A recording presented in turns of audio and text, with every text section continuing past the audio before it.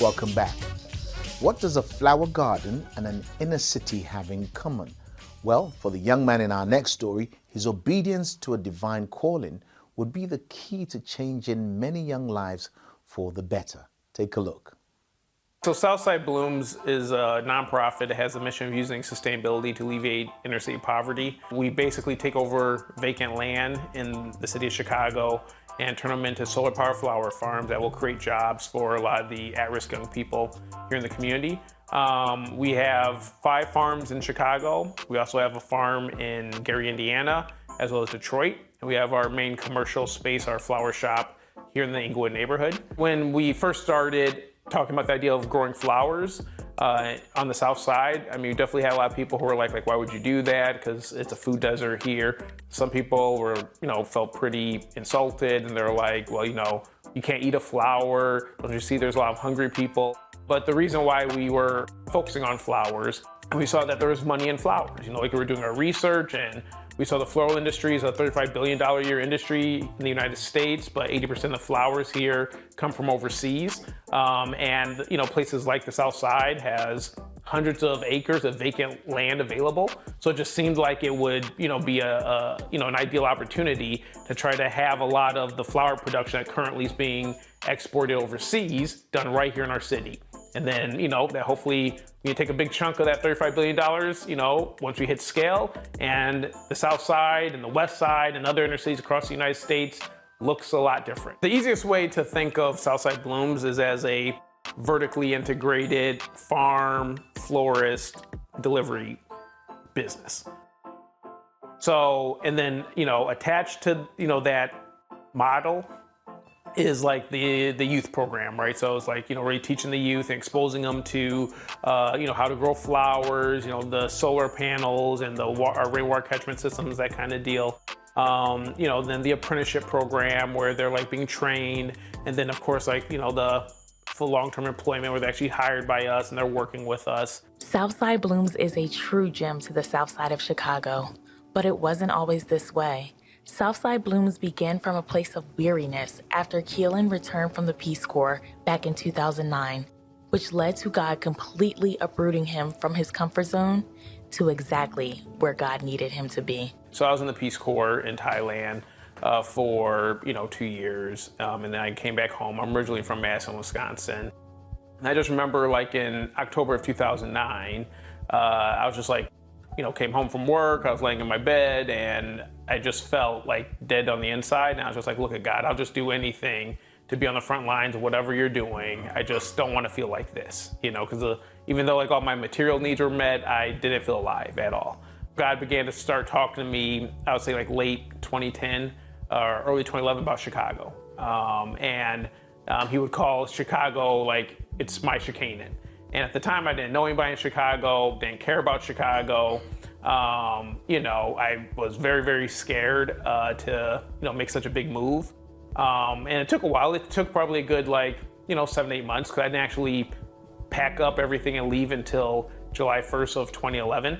And at that point, pretty much quit my job. I only had a few $100s to my name, packed up my 1997 Jeep Grand Cherokee and, drove on down here.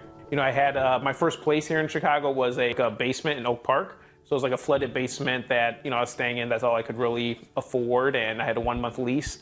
And that was really the beginning of my faith journey that kind of led me here. At the time, I didn't really realize how long it was going to be. So, God's kind of talking about all these good things. He's talking about like, hey, so you're Chicanan, it's going to be a land of milk and honey. I'm going to use you to do all these great things.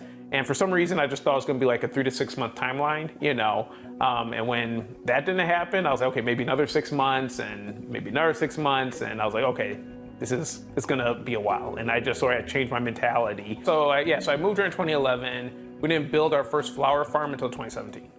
So what's that, 6 years? So yes, it was, it wasn't like an immediate thing. One of the first more prophetic acts he had me do was he just told me to come down here, go into a vacant lot and clean it up, and that was it.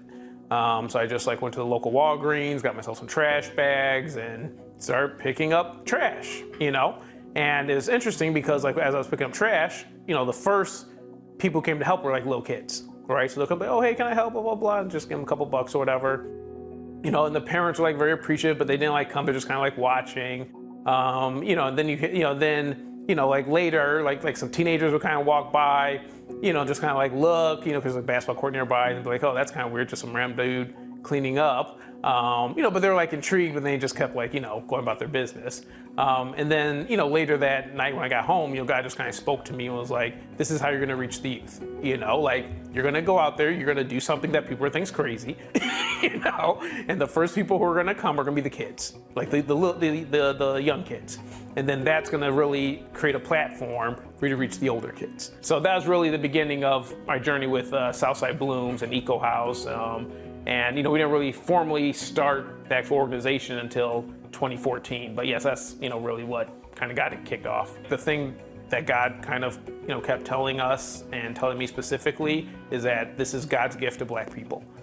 He sort of sees the injustice, he sees the oppression, he sees, like obviously like the economic plight. And he will speak very often about how that hurts him, you know. And it's,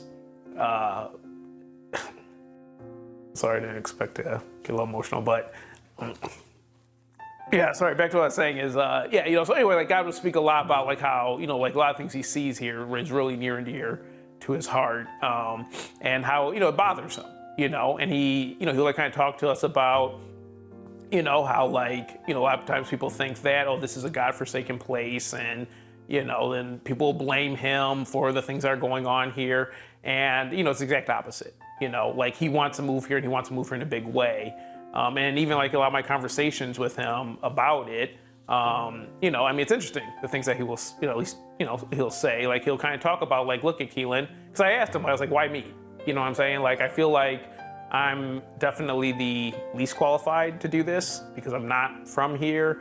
I, you know, definitely, you know, I mean, I'm married to a white woman. I mean, you know, like, why me, right? And he was like, look at, like, you said yes, you know? There's many other people who, you know, black, white, or any other race, like, they didn't want to do it.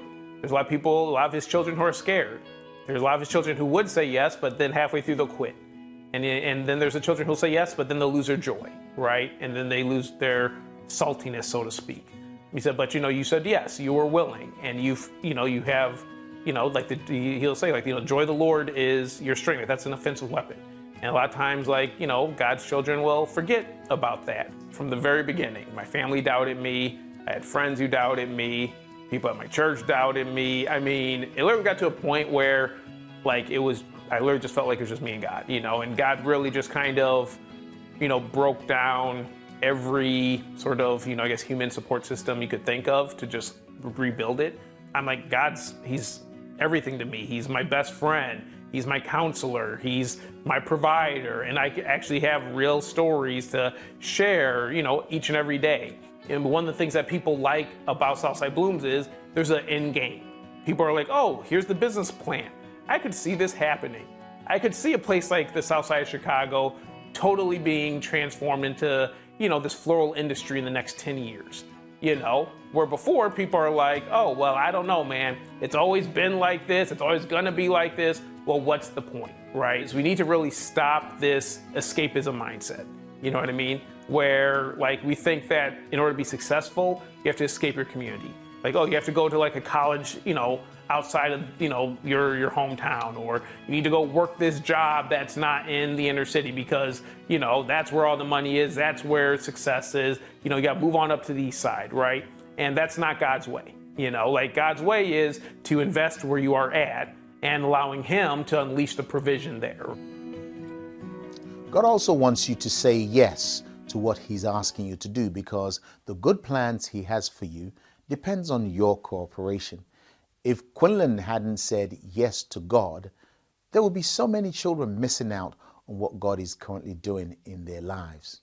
Remember, your purpose is not just for you, it's tied to so many other people. Someone is waiting for you to say yes.